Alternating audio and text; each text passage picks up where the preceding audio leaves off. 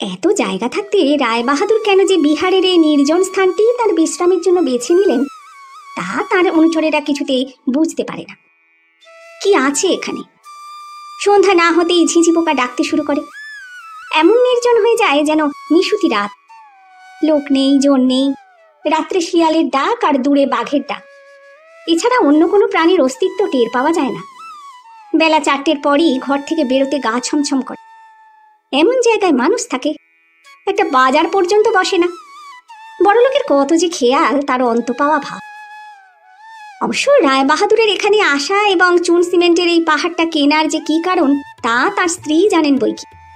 তাই লোকজন যখন তাদের আড়ালে এইসব প্রসঙ্গ নিয়ে আলোচনা করে এবং রায়বাহাদুরের দুর্মতিতে বিস্ময় প্রকাশ করে, তখন তার পাথরের মতন ভাবলেশহীন প্রশান্ত কঠিন মুখে যেন কোথায় একটা সূক্ষ্ম বিদ্রুপের ছায়া পড়ে। তবে সেই আভাসটুকু অন্য কোনো মর মানবের কাছে প্রকাশ পায় না।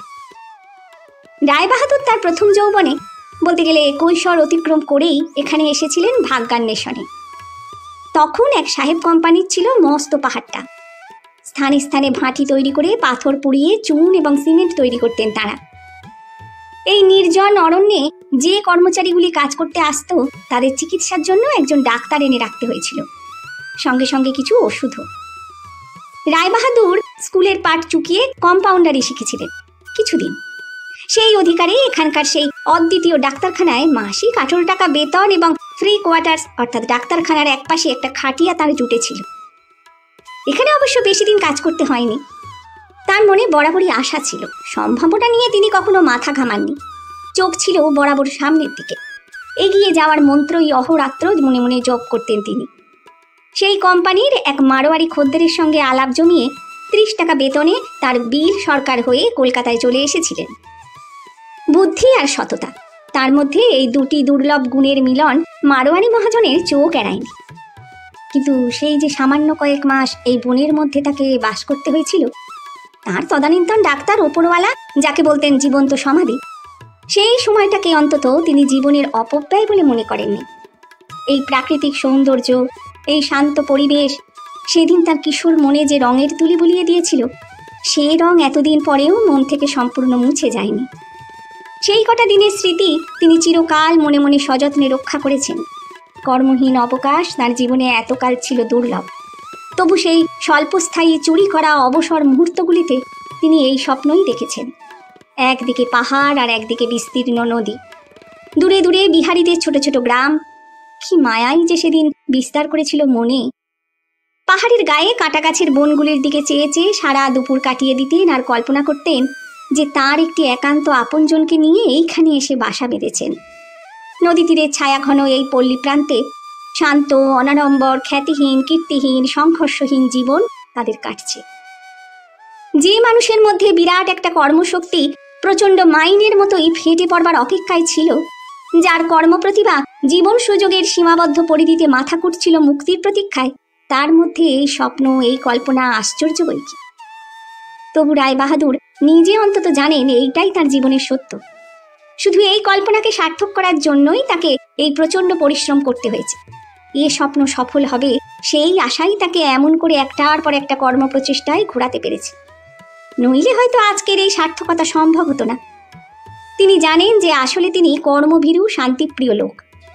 যে জীবন তিনি এতদিন যাপন করে এসেছেন সেটা তার ভ্রমণ দশা মাত্র, সেটা তার হোটেলের জীবন। এতদিনে বাড়িতে এসে পৌঁছতে পেরেছেন। যে রায়বাহাদুরকে সবাই জানে সেটা তার ছদ্মবেশ। এরই জন্য এতদিন তিনি কষ্টে বেঁচেছিলেন। তার জীবন সঙ্গিনীকে বেছে নিতে হয়েছিল খুব দ্রুত, অপরিসীম কর্মব্যস্ততার মধ্যেই। তবু তাতেও তাকে ঠকতে হয়নি।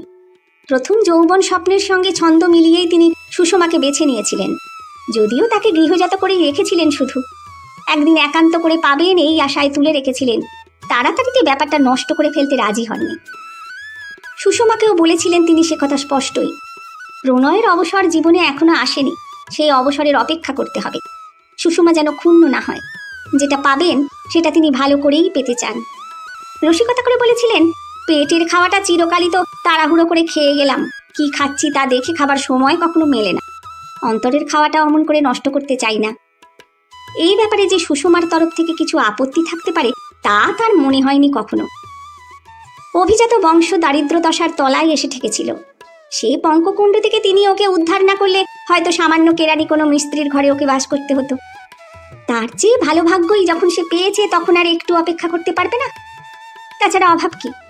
লাইব্রেরি ঠাসা বই, গ্রামোফোন, রেডিও, সিনেমা, দিন কাটাবার ও আনন্দ পাবার তো অজস্র উপকরণই তিনি এনে দিয়েছেন। অবশ্য অপেক্ষা যে সুষমাকে একটু বেশি দিনই করতে হয়েছে তা রায়বাহাদুরও মানেন।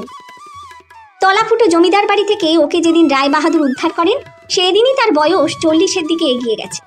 সেদিনও তিনি অবস্থাপন্ন ছিলেন, নইলে সে রূপসী কিশোরীটিকে লাভ করা হয়তো সম্ভবই হতো না। তবু মনে মনে ঐশ্বর্যের যে সীমারেখা টানা ছিল তার থেকে তখনকার ব্যাংক ব্যালেন্সটা ছিল বহু দূরে। সুতরাং সুষমা স্বামী গৃহে এসে প্রণয় সম্ভাষণের পরিবর্তে দিন রাতি শুনত স্টক এক্সচেঞ্জের নানা রকম বুলি, ব্যাংকিং, কন্ট্রাক্ট ইত্যাদি। তারপর রায়বাহাদুর যখন মনে মনে কতকটা হতাশ হয়ে অবসর নিতে যাবেন, ঠিক সেই সময়টায় এসে গেল এই যুদ্ধ। অসংখ্য মৃত্যুর গাঢ় তমিশ্রা ভেদ করে তাঁর দূরদৃষ্টি অদূরেই রৌপ্য মুদ্রার বিদ্যুদ্দামদীপ্তি দেখতে পেলে। বিশ্রাম ও বিশ্রামভালা বন্ধ রেখে আবার তিনি ঝাঁপিয়ে পড়লেন কর্মক্ষেত্রে। এইবার তার দুরাশা সম্ভাবনার কূলে পৌঁছল। প্রথম যৌবনের স্বপ্ন মাখানো এই নির্জন পাহাড়টির শুধু বাসিন্দা নয়, মালিক হয়ে বসলেন তিনি। আজ আর তার কোনো ক্ষোভ নেই। বাড়ি, গাড়ি, টাকা, জমিদারি, ব্যবসায়, মানুষের যা কিছু ইহলৌকিক কাম্য তা তিনি কামনার পাত্র পূর্ণ করেই পেয়েছেন। বরং কল্পনার মাপকাঠাটা উছলে পড়েছে বাস্তবের সৌভাগ্যে, এমন কথাও বলা যায়। সুষমা এতদিন চুপ করেই ছিল, কারণ তার স্বামীর কথা কইবার ও শোনবার অবসর ছিল না। আজ কিন্তু যখন অবসর মিলল তখন দেখা গেল যে এই দীর্ঘদিনে সেই সবচেয়ে অপ্রয়োজনীয় অভ্যাসটা তার চলে গেছে। আজ আর কথা কওয়া সম্ভব নয়। রায়বাহাদুরেরও একটু অসুবিধা হয়েছে বৈকি। বয়স যে ইতিমধ্যে তার 50 পেরিয়েছে তা তিনি ভুলেই গিয়েছিলেন। আজ নতুন করে রোমান্স শুরু করতে গিয়ে দেখেন বারবার সুর কেটে যাচ্ছে। আজ আর মনোবিনায় সেদিনের সেই রাগিনী বাঁচতে চায় না। শরীর দুর্বল, মনও কতকগুলি স্থায়ী অভ্যাসে জড়ো। রসনা যেমন প্রেম নিবেদনের ভাষা খুঁজে পায় না, তেমনি ক্লান্ত ও বিরক্ত মন প্রণয়ের গহন অরণ্যে সহিষ্ণুতার পথটি বারবার ফেলে হারিয়ে। একান্ত নির্জনে শুধু পরস্পরের সঙ্গ নিবিড় করে অনুভব করার যে দিবা স্বপ্ন এতদিন দেখেছেন, আজ তা একেবারে অর্থহীন বলে মনে হয়। স্ত্রীর সুন্দর অথচ কঠিন মুখের দিকে চেয়ে এতদিন পরে তিনি বুঝতে পেরেছেন যে জীবনের কোনো অংশকেই অপেক্ষা করতে বলা চলে না। প্রকৃতির নিয়ম এমনভাবেই হিসাবের সঙ্গে বাঁধা যে মানুষের সুবিধা মতো তার কোনোটাকে আগুপিছু করে নেওয়া যায় না। অন্তর এবং বাহির এর সব সুযোগগুলোকেই একসঙ্গে গ্রহণ করতে হয়। সুষমাও সেটা বোঝে। এই নির্জন বাস বিবাহিত জীবনে প্রথমে পেলে হয়তো সুদুর্লভ সৌভাগ্য বলেই মনে করত, কিন্তু কৈশোর অতিক্রম করে এমনকি যৌবনেরও প্রান্তদেশে পৌঁছে আজ সম্ভোগের এই উপকরণ তাকে যেন প্রতিনিয়ত বিদ্রুপ করে। নববধূর সলজ্জ ভীরু আশা ও আবেগ কম্পিত সেই মনটি কবে জীবনের লবণাক্ত আবহাওয়ায় প্রস্তরীভূত হয়ে গেছে তা সে বোধহয় টেরও পায়নি। আজ মনে হয় যে কলকাতার সেই কোলাহল, ওদের বাইরের ঘরে শেয়ার মার্কেটের কচকচি এবং স্বার্থান্বেষী পরিচিতদের সেই মুখোশ পরা হাসিতেই যেন সে অভ্যস্ত হয়ে গেছে। আজ এটাই অনভ্যাসের ফোঁটার মতো তার ললাটে অস্বস্তির সৃষ্টি করেছে। সেই সহস্র কোলাহলের মধ্যে নিজের ভেতরে যে নিস্তব্ধতার কঠিন আবরণ সে সৃষ্টি করে নিয়েছিল, তাতেই সে সুখী না হোক নিশ্চিন্ত। আর নতুন করে যখন সেদিনের সে বয়স ও দৃষ্টি ফিরে পাওয়া সম্ভব নয়, তখন এ পরিহাস থাক। সুতরাং দুদিন না যেতেই রায়বাহাদুর তার কর্মচারীদের চায়ের নিমন্ত্রণ করে পাঠালেন। সুষমা বিকেলে বেড়াতে বেরিয়ে যে 2-3টি বাঙালি ভদ্রলোক পরিবার নিয়ে বাস করেন, যেচে তাদের অন্তঃপুরে গিয়ে আলাপ করে আসে। তার সে শান্ত ভাবলেশীন মুখে আপ্যায়নের মাধুর্য ফোটে না, কেবলমাত্র আদেশে অভ্যস্ত কণ্ঠস্বরে প্রীতি প্রকাশ পায় না, শুধু প্রাণপণে সে অভয় দেয়। তাদের স্বামী স্ত্রীর নিরবচ্ছিন্ন সাহচর্যের মধ্যে অপরের উপস্থিতি চাই বৈকি। রায়বাহাদুরও চায়ের আসরে প্রাণপণে সহজ হবার চেষ্টা করেন। অনেক তফাৎ। বর্তমানে তাঁরই চুনের কারখানার কর্মচারী তারা, কেউ পায় 60, কেউ বা 80। রায়বাহাদুরের 1 ঘন্টার যা উপার্জন তার চেয়েও কম তাদের মাসিক আয়, তবু সেটা ভুলে যেতে চেষ্টা করেন, জোর করে নানা প্রসঙ্গ পারেন। সুষমারও অনেকক্ষণ পরে খেয়াল হয় যে এরা অংশত তারও অতিথি, এমন চুপ করে থাকা শোভন হচ্ছে না। সেও একটা কথা পারে। এমনিভাবে টুকরো টুকরো আলাপের মধ্যে এক সময় প্রশ্নটা উঠে পড়ে, আচ্ছা আপনারা যে ছেলে মেয়ে নিয়ে বাস করছেন, এদের লেখাপড়ার কি হচ্ছে? ম্যানেজার বাবু ম্লান হেসে বললেন, সে কথা আর বলবেন না। আমার বড় আর মেজো দুই ছেলেকেই কলকাতায় আমার দিদির বাসায় রাখতে হয়েছে। ডাক্তারবাবুও তাই। তবে ওর ছেলে কাছে আছে এই গয়াতেই ওর সম্বন্ধী থাকেন কিনা। ছোট ছোট ছেলে মেয়েগুলিকে নিয়ে হয়েছে সবচেয়ে মুশকিল। নিজেদেরও সময় হয় না, তাছাড়া খেটে খুটে এসে পারিও না। বছরখানেক হলেও আমরা 3-4 বাড়ি চাঁদা করে এক মাস্টার আনিয়েছি। তিনি সকাল বিকেল পালা করে ওদের পড়ান, মানে ক্লাস নেওয়ার মতোই নেন, কতকটা পাঠশালাও বলতে পারেন। রায়বাহাদুর একটু বিস্মিত হবার ভঙ্গি করে বললেন, তাই নাকি? বেশ পড়াচ্ছে? কত দিতে হয়? ডাক্তারবাবু জবাব দিলেন, আমরা 3 ঘর 10 টাকা করে দিই। ম্যানেজার বাবু টাকা দেন না, ওর দুবেলা খাওয়ার ব্যবস্থা করে দিয়েছেন। থাকেন কোথায়? ক্লান্ত অবসন্ন কণ্ঠে রায়বাহাদুর প্রশ্ন করেন। আমাদের ওই ডাক্তারখানার ঘরের মধ্যেই একটা খাটিয়া পেতে তার থাকার ব্যবস্থা করে দেওয়া হয়েছে। তারপর একটু যেন কৈফিয়তের সুরেই বলেন, আগে ওখানেই কম্পাউন্ডার থাকতো, গত বছর থেকে কম্পাউন্ডারের আলাদা ঘর করে দেওয়া হয়েছে কিনা ওটা খালিই থাকে, তাই ম্যানেজার বাবু বললেন। রায়বাহাদুর তার ইজি চেয়ারের ওপরই সোজা হয়ে বসে বললেন, তাই নাকি? আরে ওইখানে যে আমি থাকতুম যখন এখানে কম্পাউন্ডারি করতে এসেছিলুম, ওই ঘর, ওই খাটিয়া সব। উচিত লোকটার সঙ্গে মিতে পাতানো। আহা, আগে জানলে সে ভদ্রলোককেও নিমন্ত্রণ করতুম। আপনারা তো তার কথা বলেননি। বলিনি ইচ্ছে করে, অপরাধী সুরে বলেন ম্যানেজার বাবু। সে এক অদ্ভুত লোক। এধারে লোকটা বিদ্বান, বিয়ে ফেল বটে, তবু কথাবার্তা করে দেখেছি পড়াশোনা আছে বিস্তর। বলে হবে কি, লোকটা কারোর সঙ্গে মিশতে চায় না, যেটুকু দরকার সেটুকু ছাড়া কথাই বলে না। ঠিক সময়টিতে পড়ানোর জায়গায় আসে, পড়ানো শেষ হলেই চলে যায়। আর সেই যে কোটরে গিয়ে ঢোকে, একদম বেরোয় না। হয় একটা বই নিয়ে বসে, নয়তো এমনি চুপচাপ কোনো দিকে চেয়ে থাকে। লোকটা যেন দিনরাত কি ধ্যান করে। সকালে ডাক্তারখানায় কম্পাউন্ডার কাজ করে, ডাক্তারবাবু থাকেন, কত লোকজন আসে, কিন্তু ও সেদিকে ভ্রুক্ষেপও করে না। নিজের বই নিয়ে এমনভাবে বসে থাকে যেন ঘরে কেউ নেই, কারুর কোনো কথা ওর কানেই যাচ্ছে। রায়বাহাদুরের এবার সন্ধিৎসা বাড়ে। তিনি বলেন, তাই নাকি? আরে ভারী ইন্টারেস্টিং তো। ডাক্তারবাবু বললেন, লোকটা যখন এখানে এলো তখন আমরা সবাই অবাক হয়ে গিয়েছিলাম।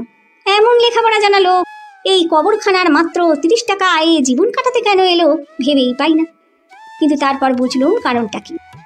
ওর এই ঘর কোনো স্বভাবের জন্যেই ওর কোনো শহর বাজারে থাকা কি আর কোনো কাজকর্ম করা সম্ভব নয়। তাছাড়া একটি বদ অভ্যাসও আছে, রোজ সন্ধেবেলা 1 ডেলা করে আফিম খায়, বেশ বড় ডেলা। বোধহয় যা কিছু ওর রোজগার তার অর্ধেক ওতেই খরচ হয়। আবার গত ঝুলন পূর্ণিমার দিন আমাকে এসে বলে কিনা একটা মরফিয়া ইঞ্জেকশন দিতে। তাই নাকি? লোকটা তো ক্রমেই ইন্টারেস্টিং হয়ে উঠছে। হ্যাঁ, তা আবার অনুরোধটাও এলো বড় মজার। সেদিন সন্ধ্যাবেলা কি একটা ওষুধ নিতে ডাক্তারখানায় ঢুকেছি, দেখি মাস্টার আলো জেলে উপুর হয়ে কি একটা লিখছে। কোনোদিনই কথা কয় না, সেদিনও কইলে না। আমারই কি একটা খেয়াল গেল, বললুম, মাস্টার মশাই চলুন না একটু বেরিয়ে আসি, পূর্ণিমার সন্ধ্যা, নদীর ধারে খুব ভালো লাগবে। হঠাৎ যেন লোকটা চমকে উঠল, বলে, আজই পূর্ণিমা? ঝুলন পূর্ণিমা? ও, তা তো জানতুম না। তারপরে একটু চুপ করে থেকে বললে, ডাক্তারবাবু আমার একটা উপকার করবেন, আমাকে একটা মরফিয়া ইঞ্জেকশন দেবেন। আমি তো আকাশ থেকে পড়লুম, সে কি? কেন মশাই, কি হলো? আমার বিস্ময় দিকে লোকটা যেন একটু অপ্রস্তুত হয়ে পড়ল। তাড়াতাড়ি বলল, না এমনি ইচ্ছে করছিল। আচ্ছা থাক। ব্যাস, আর কিছু না, চুপচাপ আবার লিখতে শুরু করলে। রায়বাহাদুর বলে উঠলেন, স্ট্রেঞ্জ, ভারী মজার লোক তো। তারপর কতকটা যেন অপ্রাসঙ্গিকভাবেই বলে উঠলেন, ঝুলন পূর্ণিমা হলো আমাদের বিয়ের দিন, তাই না? হ্যাঁ গো। প্রশ্নের শেষ অংশটা হলো স্ত্রীর উদ্দেশ্যে। সুষমা বাইরের দিকে চেয়ে সোজা হয়ে বসেছিল, তেমনিভাবেই জবাব দিল, হ্যাঁ। কিন্তু কথা বলবার মতো একটা বিষয় পেয়ে অতিথিরা তখন মেতে উঠেছেন। ম্যানেজার বাবু বললেন, কথা তো এমনি কয়ই না, কথা কইবার ভয়ে খাওয়াটাও বন্ধ দেয় অনায়াসে। আমার ওখানে যখন খাওয়ার কথা পারি তখন একটা শর্ত করেছিল যে কারুর বাড়ির মধ্যে গিয়ে ও খাবে না, ভাত রুটি ওইখানে পাঠাতে হবে। সেই মতোই কাজ হয়, কিন্তু এর ভেতরে 2 দিন নানা ঝঞ্ঝাটে আমার চাকর খাবার দিতে যেতে ভুলে গেছিল। তা মাস্টার নিজে থেকে একটা কথাও বলেনি, অম্লান বদনে শুয়ে পড়েছিল। সেদিন তো বলেইনি, তার পরের দিনও না। আমাদের নিজেদের মনে পড়লো বলে তাই টের পাওয়া গেল, নইলে জানতেও পারতুম না। ডাল তরকারিতে যদি নুন না হয় তাহলেও কোনো কথা বলে না, নুন পর্যন্ত চেয়ে নেয় না, আলো না খেয়ে উঠে যায়। আবার একদিন বাবাজি ভুলে 2 বার নুন দিয়েছিল ডালে, আমরা কেউ মুখে দিতে পারলুম না, মাস্টার কিন্তু স্বচ্ছন্দে খেয়ে নিলে। ওর কি মুখেরও স্বাদ নেই? আশ্চর্য। সহসা সুষমা বহুক্ষণের স্তব্ধতা ভঙ্গ করল। ম্যানেজারের মুখের ওপর ওর সেই বিশাল আয়ত চোখের দৃষ্টি স্থির করে বললে, ভদ্রলোকের নাম কি বলুন তো? নাম? একটু যেন বিপন্ন বোধ করলেন ম্যানেজার বাবু। নাম বোধহয়, নাম, হ্যাঁ ঠিক হয়েছে, নাম ওর মণিবাবু, বোধহয় মনীন্দ্র বসু।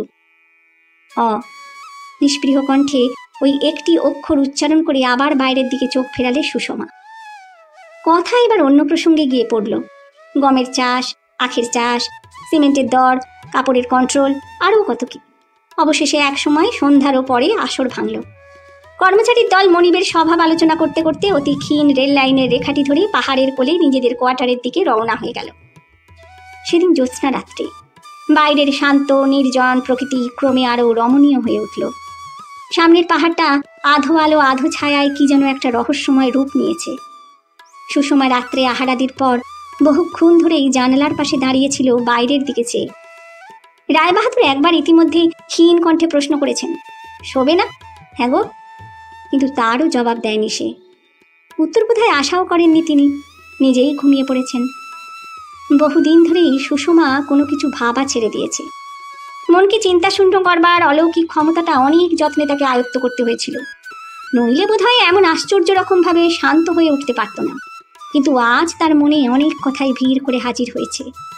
এমন কোনো দুশ্চিন্তা নয়, ওর ছেলেবেলাকার স্মৃতিগুলোই যেন অনেক দিন পরেই মনের মধ্যে কোলাহল করে উঠছে, যেগুলো ও ভুলেই গিয়েছিল বলে ওর বিশ্বাস। মনীন্দ্রবাবু বলে একজনকে ও চিনত, সে কতকালের কথা। তার চেহারাটা একটু চেষ্টা করেই মনে আনতে হয়। শ্যামবর্ণ, এক হারা অত্যন্ত সাধারণ চেহারা, শান্ত নম্র লাজুক ছেলে। ওর বাপের বাড়ির অবস্থা খারাপ হয়ে এসেছিল বটে, কিন্তু বহুদিনকার প্রচলিত প্রথাকে তারা একেবারে ত্যাগ করতে পারেননি। বরাবরই ওদের বাড়িতে থেকে 2-4 জন ছাত্র লেখাপড়া শেখে। ইদানিং সংখ্যা খুব কম হলেও ও খরচটা সম্পূর্ণ বাদ দেওয়া সম্ভব হয়নি। মণি ছিল সেই আশ্রিতদের একজন। ওদেরই নায়েব না কোন কর্মচারীর মা বাপ মরা ছেলে। তিনকুলে তার কেউ ছিল না, তাই গরমের ছুটিতে বা পুজোর ছুটিতে সব ছাত্রগুলি যখন দেশে যেত, তখন মণি ঠিক ওর সেই সিঁড়ির পাশের অন্ধকার ঘরটাতে বইখানা নিয়ে বসে থাকত। ও যেন বাড়ির আসবাবপত্রের মতোই চিরস্থায়ী এবং পরিচিত হয়ে গিয়েছিল। অদ্ভুত ছেলে ছিল মণি। ছেলেবেলা থেকেই ওর ওই এক স্বভাব। কথা ও জীবনে কটা বলেছে তার একটা হিসাব বোধহয় স্বচ্ছন্দে রাখা যায়। কোনো অবস্থাতেই ও কোনো কথা কইত না। কোনো অবিচারের প্রতিবাদ ওর কণ্ঠে কেউ কোনোদিন শোনেনি। যাকে বলে 7 চরে রা বেরোতো না। বাড়িতে অসংখ্য চাকর থাকা সত্ত্বেও ভাই ফরমাস ওরা মণিকেই করত অকুণ্ঠভাবে। ওর যে লেখাপড়া বলে একটা ব্যাপার আছে সে কথাটা কারোরই মনে পড়তো না। আর মণিও সকলকার সব ফরমাস খাটাই তার স্বভাবে দাঁড়িয়ে গিয়েছিল, এমনকি চাকর বাকরদেরও। নিজের স্বাচ্ছন্দ্য সম্বন্ধে ও ছিল তেমনি উদাসীন। ঠাকুর ডেকে ভাত না দিলে কোনোদিন খেতে চায়নি। সত্যি সত্যি উপবাস করে কাটিয়েছে এমন অনেক দিন হয়েছে, অথচ সেটা যে ভুলই তা সেও জানত। উপবাসটা যে কারোর ওপর অভিমান বসে করতো তা নয়, কথা না বলা এবং কিছু চেয়ে না নেওয়াই তার অভ্যাসে দাঁড়িয়ে গিয়েছিল। মণি পড়বার অবসর পেত না, কিন্তু অনুরাগ ছিল পাঠে অসাধারণ। তখন ওর সময়ের দাম কেউ দেয়নি, সুষমা তো নয়ই। আর তার তখন কি বা বয়স, পড়বার সুযোগ সুবিধাও বিশেষ পায়নিও। তবু তারই মধ্যে কত যে পড়তো সে ভাবতে গেলে অবাক লাগে। সুষমা আর 5 জনের মতোই মনির অস্তিত্ব নিয়ে কোনোদিন মাথা ঘামায়নি। সে আছে, কারণ আছে। ওদের ফরমাস খাটা তার কাজ, ব্যাস। তার বেশি জানতে চেয়ে লাভ নেই। সুষমা ছোট মেয়ে, একটু বেশি আদুরে। ওর উপদ্রবটাই ছিল সবচেয়ে বেশি। কিন্তু তার জন্য মনির তরফ থেকে কোনো প্রতিবাদ আসেনি, তেমনি আগ্রহও না। সুষমা বাড়ির মধ্যে সবচেয়ে সুন্দরী ছিল বলে বেশি আদর পেত সকলের কাছেই, কিন্তু মনির কাছে কোনো পক্ষপাত পেয়েছে কোনোদিন বলে ওর মনেও পড়ে। অন্তত সেদিন যে পড়েনি এটা ঠিক। আশ্চর্য, এতদিন পরে মনির প্রসঙ্গটা ওর মনকে এমন নাড়া দিয়ে গেল কেন? অদ্ভুত ছেলে মনি, সত্যিই অদ্ভুত। ওর যেন সহিষ্ণুতারও সীমা ছিল না। একবারের কথা সুষমার মনে আছে, পায়ে একটা কি কাঁটা বিঁধে গোড়ালির কাছে পেকে ওঠে। ডাক্তার বলেন কমপ্রেস করতে। তখন বাড়িতে কেউ ছিল না, আর থাকলেই বা কি, মনিকে ডাকা হতোই। সুতরাং যথানিয়মে মনিরই ডাক পড়ল। গৃহিণী একটা পাত্রে ফুটন্ত জল এবং খানিকটা তুলো এনে বসিয়ে দিয়ে চলে গেলেন। তুলোটা ধরবার কিংবা নেংড়াবার কোনো ব্যবস্থাই করলেন না। তিনি অমনি ছিলেন, সব কাজেই ছিল অব্যবস্থা। মনি অপেক্ষা করতে লাগলো ওর অভ্যাস মতো। বোধহয় আশা করেছিল যে সুষমার মাই একটা কিছু দিয়ে যাবেন, কিন্তু সুষমা ঝংকার দিয়ে উঠল, আমি মরে যাচ্ছি যন্ত্রণায়, আর সবাই হাত গুটিয়ে বসে আছে। যা দরকার তা এ বাড়িতে খুঁজে নিতে হয়, জানো না? যাও নিয়ে এসো গে, এধারে জল ঠান্ডা হয়ে গেল। মণি আর অপেক্ষা করেনি, কিছু খুঁজে আনতেও যায়নি। গেলে সেটা হতো ওর স্বভাব বিরুদ্ধ। এমনকি জলটার যে আশু ঠান্ডা হবার কোনো সম্ভাবনাই নেই, এই কথাটাও ওকে বোঝাবার চেষ্টা করেনি।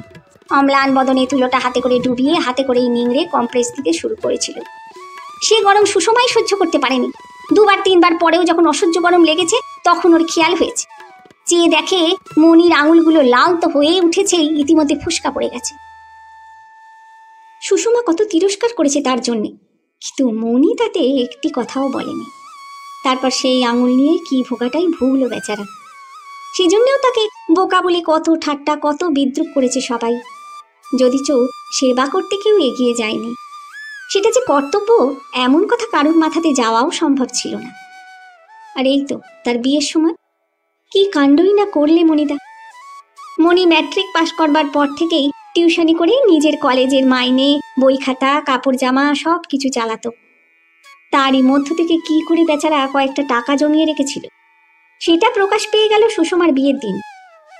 সমস্ত সংকোচ, সমস্ত লজ্জা বিসর্জন দিয়ে মনিও একটা আইবুড়ো ভাতের শাড়ি কিনে নিয়ে এলো।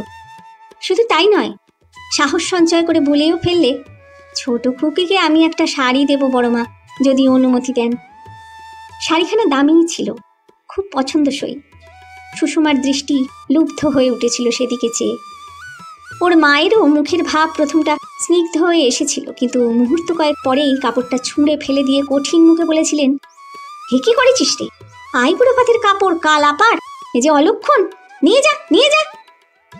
লজ্জায় অনুতাপে মনির মুখের চেহারাটা তখন যা দাঁড়িয়েছিল, সে কথা মনে হলে আজও দুঃখ হয় সুষমার। আশ্চর্যের কথা এই যে সেদিনও সে রাগ করে বলেছিল, মার যেন কি, ও কাপড় তো এখনই পরছি না, নিয়ে রাখলেই হতো, অমন কাপড়টা। মা ওকেই ধমক দিয়ে উঠেছিলেন। কে যেন বলেছিল ভিড়ের মধ্যে থেকে, একটু কিছু লাল লাগিয়ে নিলেও হয়তো, আলতা কি সিঁদুর। কিন্তু মা আর কান দেননি। মণি কাপড়টা কুড়িয়ে নিয়ে চোরের মতো নিজের কোটরে চলে গিয়েছিল। অন্য সময় হলে সুষমা হয়তো এ ব্যাপারে মাথাই ঘামাতো না। তবে সেটা ওর বিয়ের দিন, আশা ও আনন্দে ওর মন তখনও পূর্ণ। মনির অসহায় শুষ্ক পীড়িত মুখ দেখে কষ্টই হয়েছিল। বিয়ের পরের দিন এক ফাঁকে মনিকে ডেকে পাঠিয়ে বলেছিল, কাপড়টা তুমি আমার ট্রাঙ্কের মধ্যে দিয়ে দিও মনিদা, আমার বড় পছন্দ হয়েছে। সেই সময় সুষমা দেখেছিল মনির মুখ উজ্জ্বল হয়ে উঠতে, আনন্দে আর কৃতজ্ঞতায়। তখনই চুপি চুপি কাপড়টা এনে ওর হাতে দিয়ে বললে মনি, শুনেছি লাল একটু পাড়ে লাগিয়ে দিলে আর দোষ হয় না, আমি এই কোণে লাল রং লাগিয়ে দিয়েছি ছোট পুকি, আর কোনো অলক্ষণ হবে না তো এতে। না না, কিছু হবে না বলে ওর হাত থেকে কাপড়টা নিতে গিয়ে সুষমা চমকে উঠেছিল। ও কি, হাত কাটলে কি করে মনিদা? মনি মাথা হেঁট করে জবাব দিয়েছিল, সিঁদুর আলতা কিছুই ছিল না হাতের কাছে, ব্লেডে করে আঙুলটা একটু চিড়ে নিলুম, এমনিই তো কত কাটে। তুমি তাই বলে রক্ত লাগিয়ে লাল করে দিলে? কি বোকা তুমি মনিদা, এই জন্যই লোকে তোমায় যা তা বলে। আপিস ঘরে গেলে তো লাল কালিও পেতে। মনি অপরাধীর মতো মাথা হেঁট করেই রইল, জবাব দিতে পারলে না। বেচারি মনি, সত্যি আজ ওর কথাটা বড্ড মনে পড়ছে। অত বোকা, অত ভালো মানুষ বলেই বোধহয় কিছু করতে পারলে না। এই মাস্টারমশাই নিশ্চয়ই সেই মনিদা। এমন লোক দুটি পাওয়া সম্ভব নয়, সেই রকমই নিষ্পৃহ, সেই রকমই উদাসীন। মনির মুখ আঘাতে ম্লান হয়ে কিংবা আনন্দে উজ্জ্বল হয়ে উঠতে ওই একদিনই সে দেখেছিল, ওর বিয়ের দিন। এজন্য অন্তত একটু গর্ববোধ করতে পারে বোধহয় সুষমা। কিন্তু সত্যিই কি মনি অতটাই নিষ্পৃহ ছিল? কোনো পক্ষপাত ছিল না সুষমার সম্বন্ধে? সবাইকার মতো সুষমার অসাধারণ রূপ ওর তরুণ মনেও কি একটু বেশি স্নেহের সৃষ্টি করেনি? হ্যাঁ, ভাবতে ভাবতে অনেক ছোটখাটো কথা মনে পড়ে বই কি। ওর আপাত অপক্ষপাত আবরণের মধ্য থেকে একটু আদ্রু আগ্রহের পরিচয় খুঁজে পাওয়া যায়। সুষমার কোনো ফরমাস আছে কিনা এ কথা অনেকবার মনি অপরের কোনো ফরমাসে যাবার সময় চেয়েই জিজ্ঞাসা করেছে। এটা যে তার পক্ষে সম্পূর্ণ প্রকৃতি বিরুদ্ধ, সেই কথাটা সেদিন বোঝা সম্ভব ছিল না, আজ বুঝতে পারছে। তাছাড়া যে মনি লেখাপড়ায় অত ভালো ছিল, যে মনি ইন্টারমিডিয়েট স্কলারশিপ পেলে, সেই মনি বিয়ে ফেল করলে কি করে? এই খবর সে আগেই পেয়েছিল, কিন্তু নিজের পক্ষপাতে ওর জীবন তখন থেকে এমনই ব্যস্ত, যে সে কথা নিয়ে মাথা ঘামাবার সময় পায়নি। বেচারি তারপর থেকে আর কিছুই করতে পারল না। পড়াশুনো তো হলোই না, ভালো চাকরিও কোথাও একটা জুটিয়ে নিতে পারল না। মাথার ওপর মুরব্বি থাকলেও না হয় হতো, কেউই তো ছিল না বেচারির। কোথায় কোথায় মফস্বলের স্কুলে মাস্টারি আর টিউশনি, এই করেই দিন কেটেছে। ইদানিং কোথায় থাকে তাই কেউ খবর রাখতো না। কেই বা খবর রাখবে? আপনার কেউ ওর ছিল না, কাউকে আপন করতে পারেনিও। মনে তো আফিং ধরেছে, বুড়ো মানুষের মতো আফিং। মনে হলে হাসি পায়। বয়স অবশ্যই হয়েছে, তারও তো কম হলো না, তবু আফিং এর নেশা। সব ভুলে একটা স্বপ্নে থাকা, একটা খেয়ালে থাকা, বসে বসে ঢোলা, কিরকম লাগে ভাবতে। আচ্ছা, বিশেষ করে ঝুলন পূর্ণিমার দিনই বা মনিদা মরফিয়া ইঞ্জেকশন নিতে চাইলে কেন? গভীর নেশার মধ্যে সম্পূর্ণ আত্মবিস্মৃতির তার এমন কি দরকার পড়ল? ওর কি মনে আছে যে ওইটি সুষমার বিয়ের দিন? তবে একটা কুটিল সন্দেহ অকস্মাৎ ওর এই এতক্ষণের যা কিছু ভাবনার ওপর দিয়ে দমকা বাতাসের মতো ভেসে গেল। ওর কানের পাশ দুটো অকারণে হয়ে উঠল গরম, ললাটের দুই প্রান্ত এবং ওষ্ঠের উপরটা উঠল ঘেমে। বুকের মধ্যে রক্তস্রোতের ধাক্কাগুলো যেন স্পষ্ট অনুভব করতে লাগলো। তবে কি মনি কিছু একটা ভুলতেই চায়? ওর আফিং এর নেশাও কি তাই? আর সবচেয়ে যন্ত্রণাদায়ক ঝুলন পূর্ণিমার রাত্রি, তাই কি সেদিন আরো বেশি নেশা করার প্রয়োজন হয়? ওর এই ব্যর্থতা, ওর এই তুচ্ছতা, ওর এই অজ্ঞাতবাস, তারও মূলে কি তবে সেই কথাই রইল? মনি, লাজুক মনি, মুখচোরা ভালো মানুষ, গরিব মনি, যে কখনো মুখ তুলে কথা কইতে পারেনি কারোর সামনে, যে নিজের তুচ্ছতা সম্বন্ধে সবচেয়ে বেশি সচেতন ছিল, সেই মনি। কথাটা যে অবিশ্বাস্য। তবু সবটা জড়িয়ে আর অতটা অবিশ্বাস্য লাগছে কই। আজ পূর্বাপর ইতিহাসটা তার খুঁটিনাটি সমস্ত তথ্য নিয়ে যেন সম্পূর্ণ নূতন মূর্তি ধরে দাঁড়ালো ওর কাছে। নিজের রক্তে রাঙিয়ে সেই শাড়ি দেওয়া, ওর সেবায় নিজেকে কঠিনভাবে বেদনা দেওয়া, সবই যেন আজ ওই বিশেষ একটি অর্থে দেখা দিতে চায়। আশ্চর্য, সেদিন এর একটাও কি চোখে পড়েনি? অভিজাত বংশের সুন্দরী মেয়ে সুষমার সঙ্গে মনির সেদিন অনেক তফাৎ ছিল, কিন্তু আজ সুষমার কঠিন মুখ আগ্রহে যেন লোলুপ হয়ে উঠল। ও যদি গরিব মনির মতোই কাউকে বিয়ে করতো সেদিন, লেখাপড়া জানা কোনো ভদ্র ছেলে, যে ওকে সুখী করার জন্য চেষ্টা করত, যাকে সুখী করবার জন্য পরিশ্রম করতে পারত সুষমা, ছোট্ট সংসারে নিজের পুত্র কন্যা, নিজের পরিজন নিয়ে স্বতন্ত্র স্বর্গ রচনা করত সে, হয়তো তাহলে মনির জীবনটাও নষ্ট হতো না এমন করে। বিয়ে ফেল করে চাঁদা করা বেতনে এই অরণ্যে এসে নিঃসঙ্গ জীবনযাপন করতে হতো না। মনি মন্দ কি? ওর চেয়ে হয়তো 4 বছরের বড় ছিল সে। ছিপছিপে একহারা শ্যামবর্ণ তরুণ ছেলে। কোনোদিন তার দিকে চেয়ে দেখা ওরা আবশ্যক মনে করেনি, তাই নইলে দেখতে পেত যে এমন কিছু অচল ছেলে সে নয়। তার গলগ্রহ অবস্থাটার সঙ্গে স্বভাবটা যদি এমন করে মিলে না যেত। কেরোসিনের বড় জুয়েল ল্যাম্পটা জ্বলছে টেবিলে, তারই আলোতে বড় আয়নাটায় প্রতিবিম্ব পড়েছে ওর। সুষমা একবার ফিরে সেদিকে চাইল। হ্যাঁ, বয়স হয়েছে বইকি।